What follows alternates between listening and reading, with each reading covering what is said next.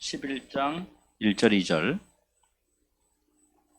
오늘 말씀의 제목은요, 측량줄이라고 하는 하나의 말씀으로 또 함께 나누도록 하겠습니다. 사도 요한은요, 요한계시록 10장에서 힘센 천사가 나오잖아요. 그 힘센 천사의 명령을 받았습니다. 기억하죠?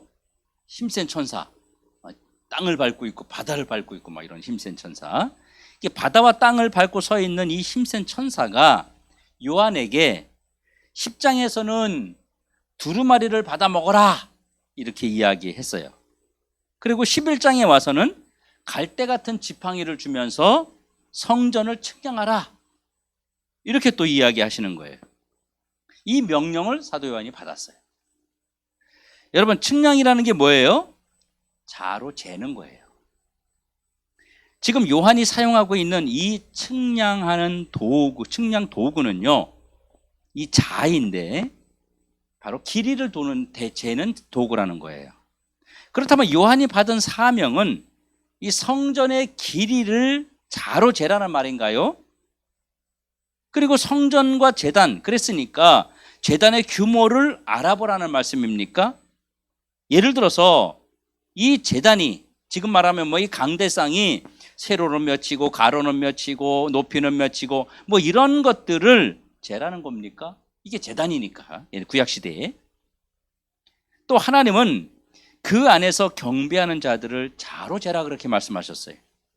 그 말은 경배자의 이 하나님께 경배하는 자들의 인원을, 숫자를 세라는 겁니까? 아니면 얼마나 모였는지, 하나님을 경배하는 자들의 행렬이 얼마나 긴지, 이 경배자들의 행렬을, 길이를 재라는 이야기입니까?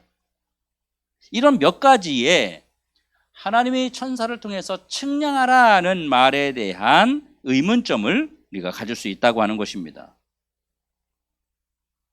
그리고 좀 이해가 안 되는 부분이 하나 있는데요, 이 성전과 제단은요, 하나님의 말씀에 의해서 정확하게 지은 겁니다. 길이와 높이와 이런 모든 그 성전의 제물까지, 이 제단에 쓰는 모든 것까지, 이 크기와 모든 것들을요 정확하게 기록해서 정확하게 재가지고 만들어 놓은 거예요. 근데 그것을 성전을 또 재라는 거예요. 완벽한 것을 왜 재라는 겁니까? 하나님이 그걸 몰라서 그러나요? 왜 요한에게 자로 측량하라고 하는 명령을 하신 것이냐 이겁니다. 지금 하나님께서 요한에게 힘센 천사를 통해서 성전과 제단과 그 안에 경배하는 자들을 측량하라 이렇게 말씀하신 것은 이 성전의 규모나 제단의 구조 혹은 경배하는 자들의 인원을 파악하라는 그런 뜻이 아니라고 하는 거예요. 하나님께서 요한에게 힘센 천사를 통해서 성전과 제단과 그 안에 있는 자들을 측량하라고 하신 것은 하나님께서 자로 재듯이 자기 백성들을 구별해내서 그들을 알고 그들을 보호하고 그들을 안전한 곳으로 인도하겠다는 그런 선언을 하시는 겁니다. 그러니까 나는 요만큼만 내가 보호할 거야, 난 요만큼에게만 은혜를 줄 거야, 난 요만큼까지만 내가 앞길을 열어줄 거야, 이렇게 하기 위해서 자로 재는 거예요. 왜냐하면 우리가 뭘 자로 잴 때 내가 쓸 필요한 부분만 자르는 거잖아요. 자로 잰다는 얘기 뭐예요? 내가 필요한 부분을 자로 자르기 위해서예요. 땅도 마찬가지죠. 땅도 측량하는 거는 내 땅이, 다시 말하면 내 땅, 내 소유, 내 거, 이게 어디까지인지 재려고 하는 거예요. 이걸 굳이 이것을 다르게 해석하면 안 된다는 거예요. 그래서 하나님의 백성들, 하나님의 은혜를 줄 자들, 이런 자들을 하나님께서 측량하라고 이야기하시는 것입니다. 여기서 측량이라는 것은요, 자로 재는 것을 의미하는 것이 아니라 사실은 자기 백성이 누구인지를 알고 계시다는 그런 하나님의 심정을 드러내는 의도에서 사용한 단어입니다. 성전과 제단 그리고 경배하는 자들, 즉 성전 안을 측량하라 이렇게 하는 것은 하나님께서 자기 백성을 구별해서 보하신다는 이야기예요. 여기서 말하는 성전과 제단은 바로 교회를 말하며 그 안에서 경배하는 자들은 구원받은 주님의 백성들을 말하는 거예요. 그리고 또 뭐라 그래요? 성전 바깥에 있는 자들은 측량하지 말라 이래요. 그럼 하나님이 성전 안에 있는 것만 측량하고 성전 바깥에 있는 거 놔두래. 그건 재지 말래. 그거는 이들이 누구예요? 성전 바깥에 있는 자들. 이들은 불신 세력이고 교회와 성도를 핍박하고 대적하는 자들이에요. 하나님이 이들을 측량하지 말라는 거예요. 그 말은 하나님이 이들이 하나님의 관심 대상에서 벗어난 자들이라는 거죠. 다시 말하면 버려진 자들이다. 아니 우리가 뭐 할 때 이거 내가 쓸 거여야지, 내가 필요한 거고 내가 아끼는 거여야지 이 꽃이 몇 개나 되고 이 대가 몇 개나 되지 이러지. 버릴 거를 여러분 못 쓸 거를 버릴 거를 막 쓰레기를 뒤져가지고 버릴 거 아이고 버릴 것이 보니까 연필 하나 하고 종이 한 이렇게 세요? 버릴 건 어떻게 해요? 그냥 다 버려버리고 담아서 이게 몇 개인지 뭐지 관심 없어. 그냥 버리는 거야. 그 다음에 갈 때 쓰레기 아저씨가 뭐 버렸는데 내가 버릴 거를 쓰레기통에 담아 버렸는데 비가 오네. 아이고 저 쓰레기가 비 맞겠네. 그런 걱정해요? 안 하잖아요. 버릴 거는 아무 신경은 안 쓰잖아요, 여러분. 걱정돼.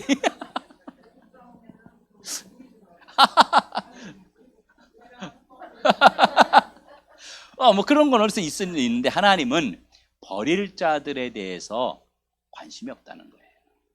하나님 자녀가 아니면 관심이 없다는 거예요. 그래서 그들을 측량하지 마라 이렇게 말씀하신 것입니다.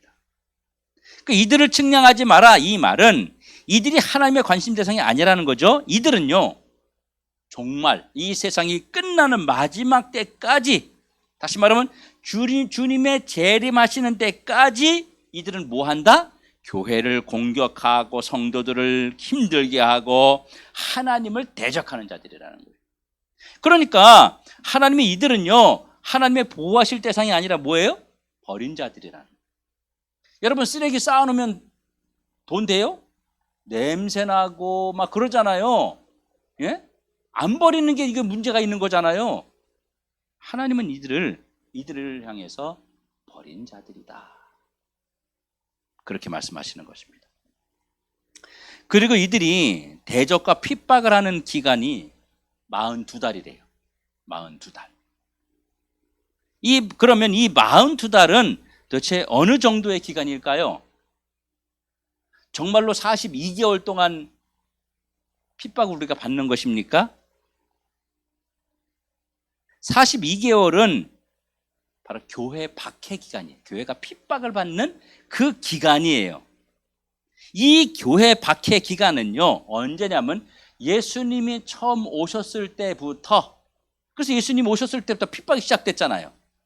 예수님이 가시고 난 뒤에 천국으로 하늘로 올라가신 다음에 본격적인 기독교의 핍박이 그때부터 시작된 거잖아요. 수도 없이 많은 사람들이 신앙 때문에 죽어갔어요. 지금도 오지에서는 그렇게 죽어갑니다. 지금도 북한에서도 마찬가지예요. 예수 믿고 성경 읽고 예배드리다 잡히면 그냥 아오지 탄광분에서 그런 데서 죽도록 일하다가 그냥 죽는 거예요. 온몸이 탱탱 붓고 막 이런 상태로 그냥 있다가 죽어가는 겁니다. 그러니까 이 교회 박해 기간 42달이라고 하는 것은 딱 42달, 우리가 생각하는 3년 반이 아니고 뭐다? 예수님이 처음 오셨을 때부터 재림할 때까지를 교회가 핍박받는 그 마귀들의 악한 세력들의 활동 기간을 이야기하는 거예요. 그러니까 여기서 42개월이란 말은요 상징적인 의미이지 정확히 42달이란 말이 아니란 얘기예요. 이런 걸 가지고 이단들이 42달이라고 자꾸 우기는 거예요. 갖다가 자기들 갖다 껴 맞히는 거예요. 실질적인 기간이 아니죠. 이들은 반드시 42개월 후에 멸망에 이르게 됩니다. 그 42개월이 언제? 주님이 재림하실 때까지. 그걸 바꾸어 말하면 뭐예요? 주님이 재림하실 때까지 이 땅의 핍박과 박해는 계속된다고 하는 거예요. 이것이 지금 이 성전 측량을 통해서 하나님 우리에게 주시는 메시지입니다. 하나님은 계시록 11장 1, 2절 오늘 본문을 통해서 교회와 성도들을 끝까지 붙들고 계시는 그런 하나님이심을 보여주시며 우리를 응원하고 있는 것입니다. 여러분, 지금이 어떤 기간입니까? 지금이 바로 42개월의 박해 기간 안에 들어가 있는 거예요. 하나님이 말씀하신 그 박해 기간, 3년 반이라고 하는 그 기간 안에 지금 우리가 들어가 있는 거예요. 지금 우리가 살고 있는 이 시대는 어떤 시대라고요? 박해를 피할 수 없는 기간이야. 절대로 피할 수 없습니다. 교회가 우리가 아무리 잘해도 아무리 완벽하게 한다 할지라도 그 박해는 그치지 않습니다. 이래도 박해하고 저래도 박해하고 잘해도 박해 못해도 박해. 응? 언제 박해하네요? 교회 안 다니고 예수 안 믿으면 박해 안 한다는 거예요. 세상은, 마귀는. 계속 반복되는 거예요. 지금 우리가 살고 있는 시대가 그런 기간이죠. 아직 예수님께서 오시지 않았기 때문에 바로 이 이방인 뜰에 있던 그 불신 세력들이 교회를 대적하는 기간이 지금 이 시대입니다. 그리고 우리가 이 박해를 피할 수 없다는 말이에요. 교회를 핍박하는 세력은 여러분 몇 가지가 있습니다. 이 시대에 몇 가지가 있어요. 첫째, 완전한 불신 세력들, 전혀 복음을 모르는 자들이 교회를 핍박하는 거예요. 예수를 믿느니 내 주먹을 믿는 게 낫다, 뭐 이런 얘기 많이 했잖아요. 여러분, 세상 사람들보다 예수 믿는 사람들이 뭘 바보 같아서 예수 믿고 있는 거 아니에요. 뭘 몰라서 믿고 있는 거 아니에요. 목사들이요, 세상 사람들보다 똑똑하지 못해서 이거 하고 있는 거 아니에요. 더 못 배워서도 아니고 더 무지해서도 아닙니다. 진짜를 발견했기 때문에 하는 거예요. 네? 여러분, 두 번째는 뭐냐면 교회를 다니지만 복음을 받지 못한 자들이 교회를 핍박합니다. 다시 말하면 무늬만 크리스찬인, 무늬만 성도인 자들이 교회를 핍박하고 대적하는 세력이에요. 이러죠. 내가 교회 다녀봤어. 나 옛날에 교회 다녀봤어. 내가 교회 가봤더니 말이야, 교회가 말이야, 내가 잘 아는데 그거 어쩌고 저쩌고 막 이러면서, 이게 바로 교회를 다니지만 복음을 모르는 무늬만 기독교인들입니다. 세 번째는요, 교회를 핍박하는 세력 중에 이교도들이 있습니다. 뭐 예를 들어서 그 이교들 중에는요, 불교도 마찬가지입니다. 불교, 예? 그다음에 뭐 힌두교, 남녀 호랑객교, 뭐 이런 것들이 다 뭐냐면 이게 이교도들이에요. 이런 것들이 기독교의 세계력을 막아보려는 다른 종교 세력들로 계속 만들어내는 거예요. 계속. 그래서 혼탁하게 만드는 거예요. 이 땅에 기독교와 그리고 기독교 아닌 것과, 예? 자, 기독교와 적대 세력과 또 이것도 저것도 아닌 사람들, 다 관심 없는 사람들, 이 세 종류만 있을 수 있잖아요. 그런데 여러 개를 만들어내 가지고 거기에 많은 영혼들이 뺏겨버린 거예요. 많은 영혼들이 거기 잠식돼 버린 거예요. 여러분, 천리교, 천리교라고 해놓고 돌아다니는 사람들이, 이거 천리교 또 있잖아요. 뭐 그 외에도 이슬람교도 마찬가지죠. 예, 걔들로 뭐 무슬림이라든지 또 힌두교도 마찬가지고 몰몬교도 마찬가지. 몰몬교, 예, 기독교 같지만 몰몬교 그것도 아니에요. 가짜지요. 그 다음에 또 길거리 지나다니다 보면 있죠. 도를 아십니까? 얘들, 예, 도를 아십니까? 얘들, 이 애들도 마찬가지예요. 예, 대진, 예, 대진대학교, 그게 이제 그런 거죠. 대진대학교가 대순진리에. 그러니까 가면 이제 지금 우리 옛날 전통처럼 제사를 지내고 막 이렇게 하면서 조상으로부터 내려오는 그 좋은 것들을 받고, 그걸 받지 못하게 만드는 내 업보를 없애고 뭐 이렇게 해서 제사 지내게 만드는 그런 거죠. 그래서 제사단에는 제당이라나 뭐 신당이라나 그게 지역마다 다 본부가 있어요. 다 있습니다. 그런 것들, 이런 것들에 사람들이 미혹돼 가지고요, 다 뺏겨오는 거예요. 그게 원래 하나였거든요. 근데 둘이 싸워서 하나 또 생겼어요. 왜냐면 그 돈이 되거든. 돈이 많이, 원래 이단들은요, 이 이교도들도 마찬가지예요. 다 뭐 때문에 움직이냐? 돈 때문에 움직여요. 돈 되거든요. 그래가지고 그걸 좀 나눠 먹고 싶은데 안 나눠주지, 당연히. 그러니까 비스무리한 걸 또 만들어. 그래가지고 내려간 게 해남 쪽으로 내려갔어요. 하나가. 대순절 중에 두 개예요, 지금. 하나 갈라져가지고. 또 안식일교, 제7일 안식일교, 이런 것들. 여호와 증인, 뭐 이런 것들도 있죠. 물론 이제 그런 건 2단에 들어갔죠. 그런 것들이 있고 또 하나 2단. 이교도들이 있고 2단이 있어요. 적그리스도죠, 바로. 이 적그리스도라는 말은 뭡니까? 그리스도를 흉내내는 거짓 신자들, 거짓 지도자들. 이게 적그리스도예요. 이게 교회를 대적하고 교회를 핍박하고 있습니다. 얼마나 많이 핍박하는지 아세요, 여러분? 그들이 교회로 와서 뭐 어떻게 안 하지만 핍박이 뭐예요? 우리를 때려서 핍박이에요? 아니에요. 정상적인 사람들을 계속 끌고 가고 유혹해 가고, 이게 뭐예요? 핍박이에요, 핍박. 가가지고 뭐예요? 계속 세뇌시키잖아요. 기독교 나쁜 거야, 교회 나쁜 거야, 목사 나쁜 거야, 이러면서.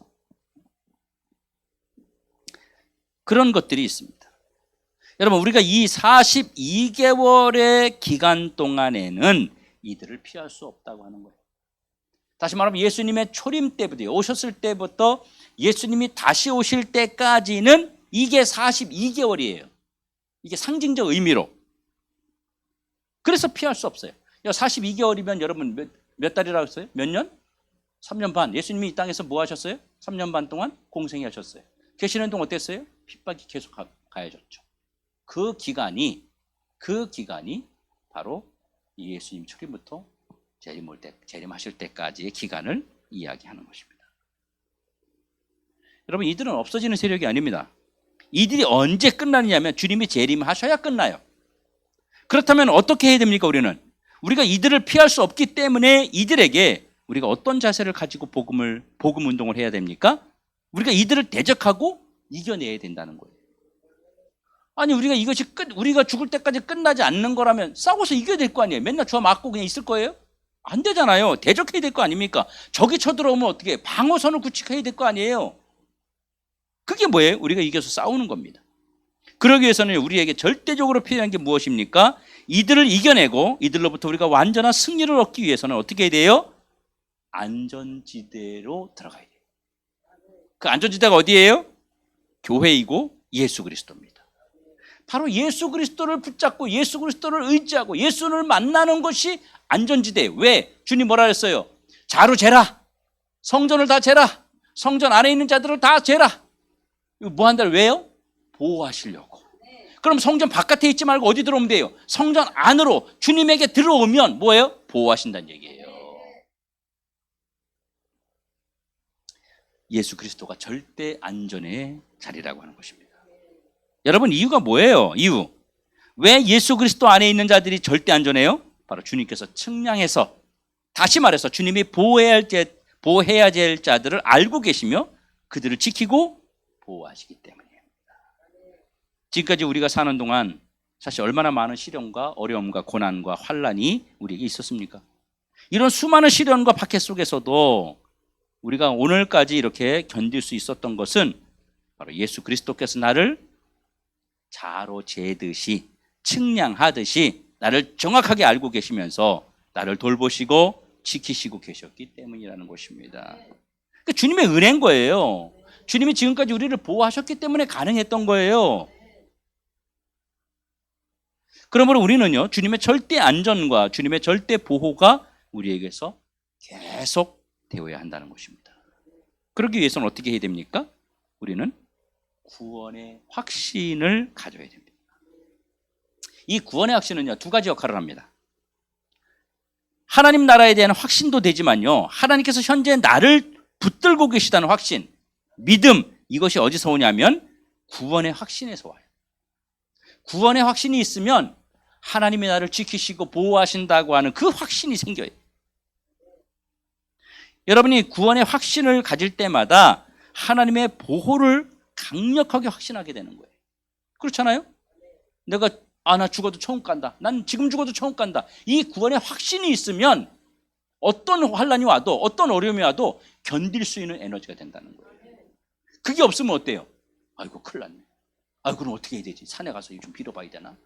나도 어디 뭐 누가 용하다는데 가서 물어봐야 되나? 이게 자꾸 흔들리는 거예요. 근데 구원의 확신이 있으면 뭐예요? 다 필요 없어. 그냥 아이 죽어 천국 가는데 뭘 걱정이야. 세상과 싸워서 담대함이 나에게 생기게 된다고 하는 것입니다. 구원의 확신이 희미해지면요, 현재 하나님이 나를 붙들고 역사하신다는 그 현재적인 하나님과의 관계의 끈도 느슨해져 버리는 거예요. 자, 두 번째는 우리가 절대 안전지대에서 끝까지 하나님의 보호 속에서 승리하는 신앙생활을 하기 위해서는요, 우리가 예배를 통해서 지속적으로 하나님을 경배해야 합니다. 하나님이 성전 안에 어떤 자들을 측량하라고 말씀하셨어요? 성경에 경배하는 자들. 이 경배는 뭐예요? 예배하는 자들이에요. 하나님이 누구에게 그 보호의 대상, 어떤 사람에게 하나님의 그 보호와 절대 안전을 끝까지 펼치시냐면요, 예배가 지속되는 자들에게입니다. 예배가 지속된다는 것은요, 반복된다는 얘기예요. 오늘 예배 드리고 내일 또 드리고 그 다음에 또 드리고 또 오후에 또 드리고, 이 예배가 계속 반복되는 거예요. 이 거룩한 습성, 거룩한 예배로 하나님께 나아가기를 즐거워하는 자에게는요, 하나님께서 절대 안전과 보호를 그들에게 허락하십니다. 여러분, 사단이 힘을 잃어버릴 때 언제인지 아세요? 사단이 힘을 쫙 잃어버리고 아이고 망했다 이럴 때, 신자들이, 성도들이, 그리스도인들이 절망과 좌절의 자리에서 찬송이 울려 퍼질 때 그들이 좌절하는 거예요. 사탄이 힘을 잃어버릴 때가 언제예요? 사탄이 맥 빠질 때가 언제예요? 딱 쳐가지고 쓰러졌는데, 딱 때려서 쓰러졌는데, 고난을 주었는데, 핍박을 주었는데, 재난을 주었는데, 그 속에서 찬양과 감사와 경배를 계속 그 예배가 이어질 때 사단은요, 맥이 풀리는 거예요. 내가 한 대 때렸는데 저놈이 그냥 끽 하고 죽든지 포기해야 되는데 하나님께 감사하고 있네? 이게 뭐야 이거 내가 때렸는데. 아, 저놈 내가 다리 몽둥이 뿜들어 쳤는데 하나님 감사합니다 이러면서 찬양하고 예배드리고 있네? 사탄이 환장하는 거예요. 그러니까 그냥 손을 못 대는 거야. 아이고 질려버려. 우리 그런 거 세상에 살면서 그런 거 있잖아. 어우 질려. 어우 질려 아주 그냥. 그런 거 있잖아요. 사탄이 질려버리는 거예요 우리한테. 그 앞에서는요, 어떤 강력한 사탄이 온다 할지라도 안 무너질 수가 없습니다. 절대 못 건드리는 거예요.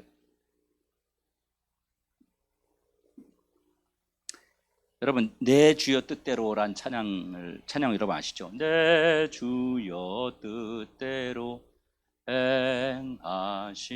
행하시옵소서. 예, 그 찬송가를 지은 분이 독일의 그 슐레지아라고 하는 목사님이에요. 지금은 이제 독일이 좀 자유주의 신학이 됐지만 옛날에는 신앙이 굉장히 좋았어요. 그래서 거기서 들어온 신학의 중심이 예전에 아주 그 건전한 것들이 굉장히 많았어요. 학자들도 많았고. 지금은 이제 좀 많이 변절돼서 이제 거기서 배워 오신 분들이 많이 이제 이렇게 좀 자유주의로 많이 빠지고 있습니다만은 그 지금은 잘 안 가죠 거기를. 이 슐레지아 목사님이 한 번은 성도들 신방을 좀 갔다 왔어요. 갔다 왔는데 집에 불이 났어요. 다 탄 거예요. 그 안에 들어가 보니까 자기 두 아들이 불에 새카맣게 타가지고 죽어 있었어요. 이 목사님이 그 아들을 껴안고 뭐지요? 내 주여 뜻대로 행하시옵소서. 살든지 죽든지 이 찬양을 쓴 거예요. 그 가사를 쓴 거예요. 사탄은 이런 사람을 절대 이길 수 없습니다. 네? 사탄은 이런 사람을요, 하나님의 품에서 절대로 빼앗아갈 수 없다고 하는 거예요. 손도 못 대는 거예요. 그냥 이 사탄이 벌러덩 뒤집어져 가지고 아이고 안 된다. 아이고 속 터져. 그러고 도망가는 거예요. 이게 진짜 능력입니다, 여러분. 네? 이게 진짜 능력이에요. 이런 게 진짜 능력인 거예요.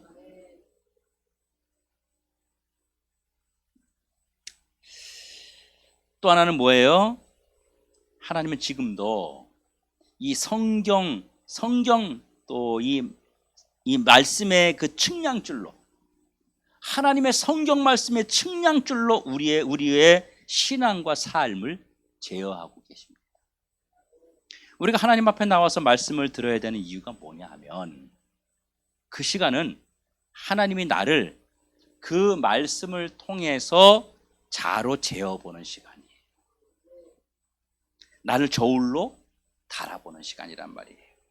그래서 우리는요, 말씀 앞에서 나를 늘 바라보고 나를 늘 재보는 거예요. 여러분 그렇지 않아요? 성경 말씀, 설교 말씀 들으면 어때요? 내 삶을, 내 생각을, 내 마음을 자로 재잖아요. 여러분 그런 거 못 느껴요? 어떻게 알았지 목사님이 저거? 내 마음 어떻게 알았지? 내가 그 생각인데? 뜨끔하네. 이게 뭐예요? 자로 재는 거예요. 너 지금 마음이 이 자로 쟀는데 이 선 바깥에 나가 있어. 들어오라는 거잖아요.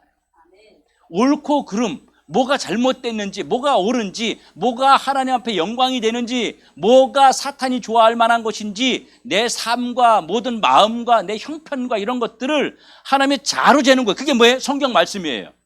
설교 말씀으로 그 자로 재는 거예요 지금. 그러니까 거기에 내가 딱 닿으면 어때요? 들어와야 되겠네. 자 바깥에 나갔네.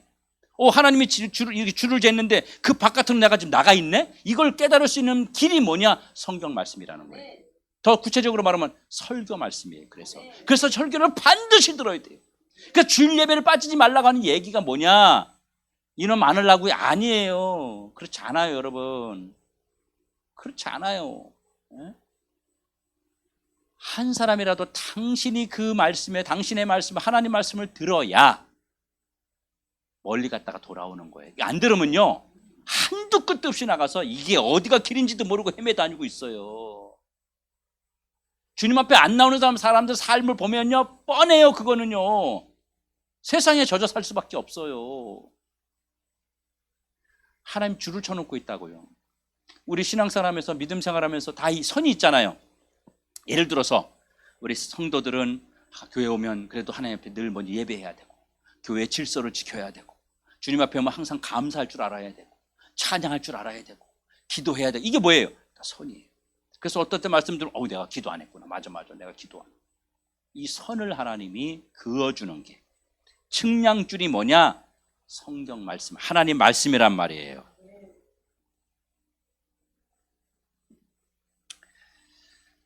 그래서 우리는 말씀 앞에서 나를 늘 바라보고, 나를 늘 재어보고, 나를 늘 점검하고 살피는 이런 신앙의 노력이 있어야 된다고 하는 것입니다. 여러분에게는 어디가 가장 안전한 지대입니까? 여러분에게는. 여러분 집이 가장 안전해요? 세화 집사님 비 많이 오면 걱정돼. 세영 집사님도 물샐까봐. 교회란 말이에요. 교회, 아버지 집, 여기가 가장 안전한 곳입니다.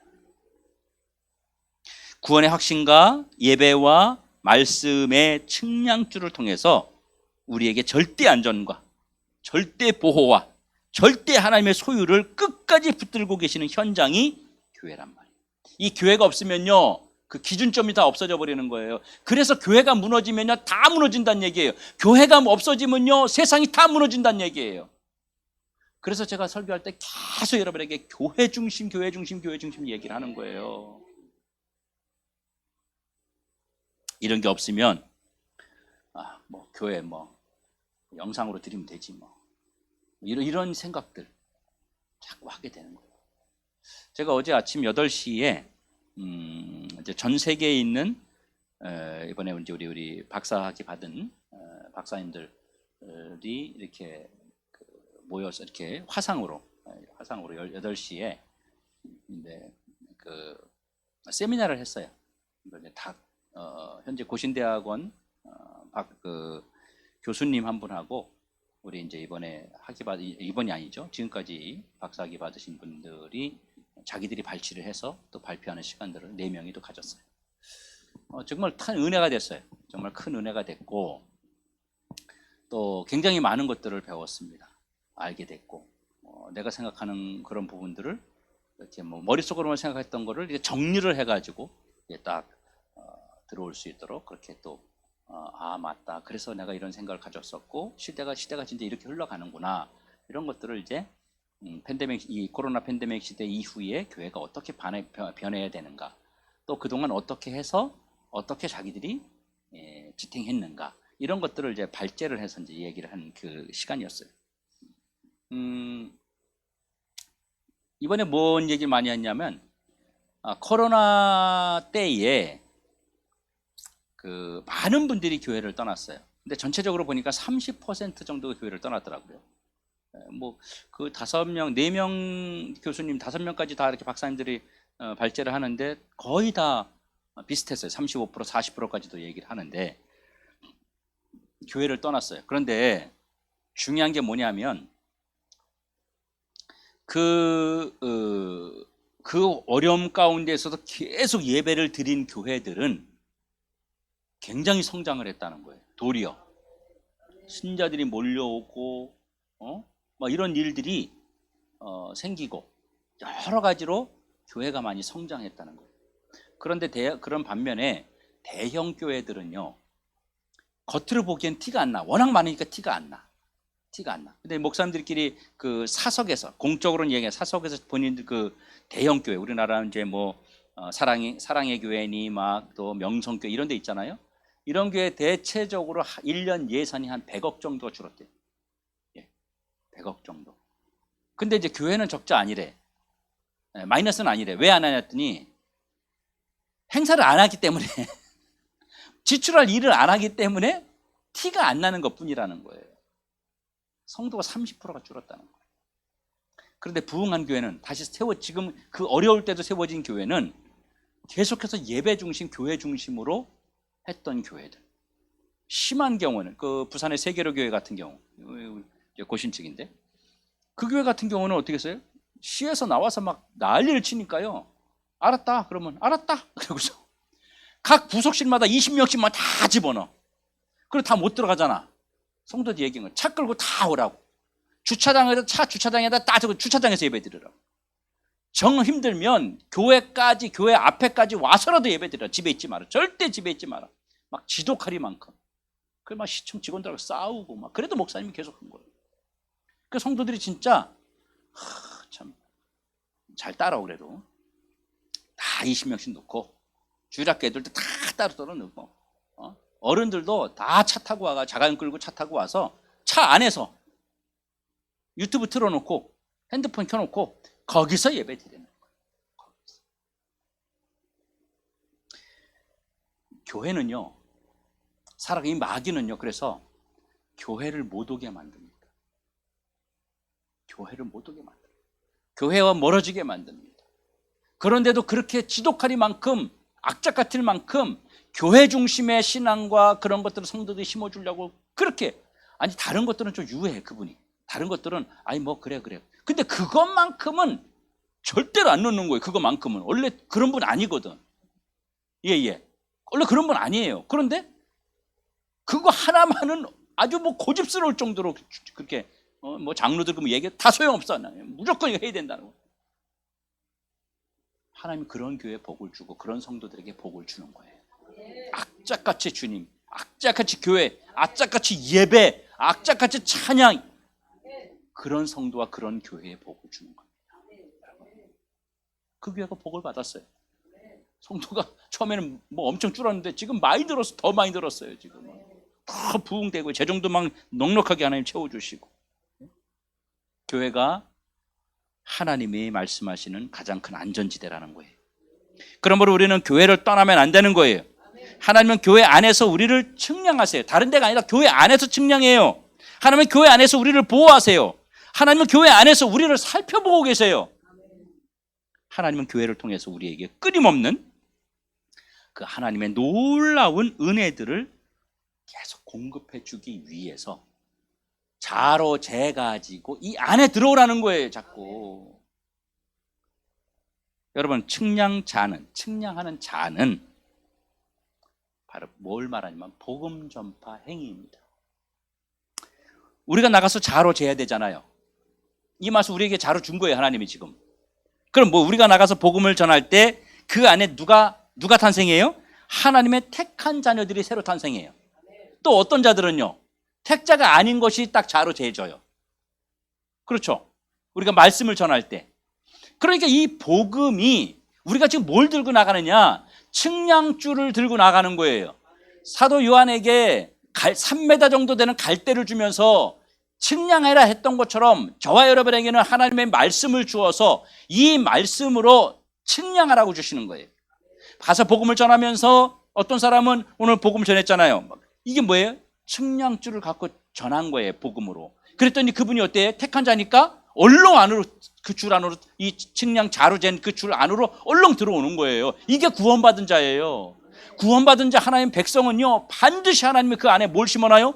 복음의 핵을 심어놔가지고 반드시 복음에 반응하도록 만들어요. 그게 택한 자녀예요. 예? 그래서 우리가 아무나 그냥 예수 믿는다고 그냥 믿는 게 아니에요. 그래서 뭐라 그래요? 하나님의 선물이다, 은혜다, 이렇게 이야기하는 겁니다. 하나님의 택한 백성이 탄생되고 버릴 자가 누구인지 우리가 복음을 들고 구별하게 됩니다. 그래서 성도와 교회는 측량줄로 나가서 자로 잴 수 있는 자예요. 내가 이거 설교 준비하면서요, 기분이 엄청 좋았어요. 하나님이 나에게 자를 주신 거야. 딱 재는 거예요. 이거 이거 여러분 그 공사 현장 같은 데 가면요, 그 감리사 이런 애들이 나와요. 감독자거든요. 감리하는 애들이. 그 사람이 이거 빠꾸하면요, 절대로 건물 허가 안 나와요. 전기도 안 들어와요, 거기는. 하여튼 목사는 별걸 다 알아. 절대 안 되는 거예요, 여러분. 감리사가 엑스레이 찍어가지고 이 안에 그 안에다가 썰이 쇠 있죠, 시멘트 안에. 그게 몇 센치짜가 들어갔는지, 몇 줄로 갔는지 이걸 다 카메라 찍어요. 엑스레이로 찍어서 다 해가지고 그다음 뭐 건축법 문제 없는지, 설계도대로 지었는지 딱 허가를 내줘야만, 통과를 시켜야만 그때부터 이제 준공검사가 나는 거예요. 준공검사는 이제 전기도 들어오고 이제 하수구도 빠지고 이래서 건물 번지수로 인정되는 그걸 말하는 거거든요. 그게 누구냐? 바로 그 감리사들인데, 감리가 뭐예요? 한번 가잖아요, 난리 나요. 완전히 그 며칠 전부터 청소하고 막 이제 다 치우고 왔다 그러면요, 그 사람이 빼앗고 하면 뭐 삼성이고 뭐고 큰 아파트고 뭐고 그냥 다 허가 안 나는 거예요. 엄청난 그 대신에 나중에 문제 생기면 자기가 책임져야 돼, 법적으로. 그게 문제가 생기면, 건물이 무너지거나 이러면 감리사 다 들어가는 거예요. 감리 면허 다 취소되고 구속되는 거예요. 그러니까 딱 알잖아요. 뭐 요 정도는 조금 봐줄 만해, 이런 거 있거든요. 그렇게 제가 만약에 딱 나갔다 그럼 어때요? 아이고 자로 재시는 분이 왔네. 야, 탈라도 안 돼. 너는 이쪽이야, 이쪽. 이럴 권한이 자격이 나에게 있다는 느낌이 확 들어오는 거예요. 그 능력이 나에게 있다는 거예요. 뭘로? 복음으로. 이게 얼마나 감사한 일이에요. 그 측량줄이 뭐냐? 복음입니다. 복음을 들고 나가서 하나님의 택한 자녀들을 구별해 내라고 저와 여러분에게 오늘 이 말씀을 통해서 사명을 주시는 거예요. 그 사명감을 가지고 가서 여러분이 단순하게 연약한 자로 예수 믿어요, 우리 교회 좀 나오지, 이게 아니고 측량자로 갖고 가서 지금 하나님의 명령으로 자로 재는 사람들이란 말이에요. 복음 전파를 기쁨으로, 감사함으로, 그런 어떤 당당함으로 주의 이름을 전할 수 있는 우리 모든 성도들 되시길 주의 이름으로 축원합니다. 기도하겠습니다. 하나님